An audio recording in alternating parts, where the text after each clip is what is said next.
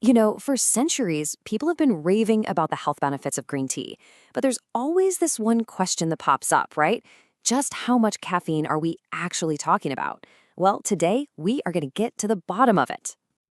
We all know the reputation green tea has. It's great for brain function, might even lower the risk of certain diseases. It's a fantastic choice. But let's be honest, a lot of us are also reaching for it for that little pick-me-up. So what is the real story behind that buzz? So, to really understand the feeling you get from green tea, we need to do a quick little refresher on what caffeine is and, how it actually works inside our bodies. Okay, at its heart, caffeine is just a natural stimulant. You find it in stuff like coffee beans and, of course, tea leaves. Its main job? To make you feel more awake, more alert. It does this by blocking a chemical in your brain called adenosine. You can think of adenosine as your brain's sleepiness signal. It builds up all day long, making you feel tired. Caffeine pretty much just steps in and intercepts that signal, keeping you focused and on your game. And oh yeah, when caffeine gets going, you definitely feel it. It's famous for boosting alertness, fighting off that afternoon slump, and it can even give your mood and brain function a nice little lift.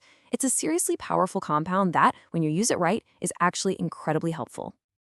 All right, so that's the theory. We know what caffeine does, but let's get down to brass tacks. Let's talk numbers. How much caffeine is really in your average cup of green tea? And here it is. This is the answer you've been waiting for. An average 8-ounce cup of green tea has somewhere between 30 and 50 milligrams of caffeine. Let that sink in. 30 to 50 milligrams. That's the general ballpark you're looking at. But hold on a second, because that 30 to 50 milligram range, that's just an average. The actual amount of caffeine that ends up in your cup can swing pretty wildly, and it all comes down to a few key things.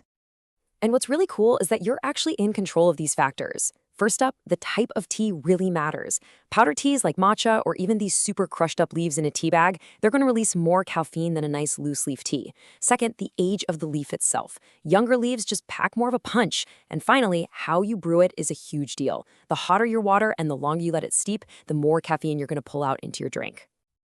Okay, so knowing the number for green tea is a great start. But it's way more meaningful when you have some context, right? How does it really stack up against some of those other popular caffeinated drinks we all know and love? So if we just take an average of 40 milligrams for green tea, you can see exactly where it fits in. Black tea, it's got quite a bit more, clocking in around 68 milligrams. And then there's coffee, which just blows them both away with nearly 4 times the amount. So yeah, green tea is definitely on the milder end of the caffeine spectrum. But here's the thing. The numbers on a chart don't tell the whole story. The feeling you get from green tea is totally different from that jolt you get from coffee. And there's a really fascinating reason why. I want you to meet L-theanine. This is green tea's secret weapon. It's this unique amino acid that basically works as a partner with caffeine. So while caffeine is blocking those sleepy signals, L-theanine is promoting what are called alpha brainwaves, the same kind you have when you're in a state of wakeful relaxation. This incredible duo is exactly why green tea gives you that smooth, stable alertness, that focus, without all the jitters that a strong cup of coffee can sometimes bring.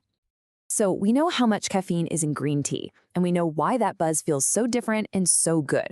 The last big question is, how much is too much? And where does green tea fit into a healthy, safe daily limit?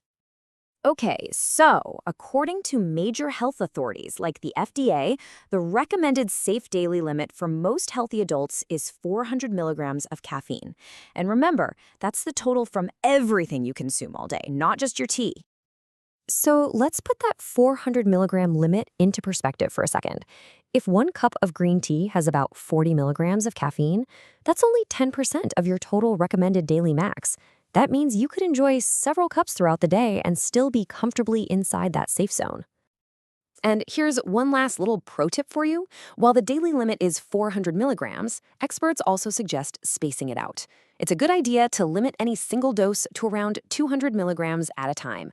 This just helps your body process it all smoothly and helps you avoid any of those not-so-fun side effects, like feeling restless or jittery. So there you have it. Green tea gives you that mild, focused energy boost, not just because it has a moderate amount of caffeine, but because of that amazing partnership with L-theanine. It's just a fantastic option that fits so easily within those safe daily limits. So the only question left is, now that you know the real science behind the buzz, are you going to rethink your daily brew?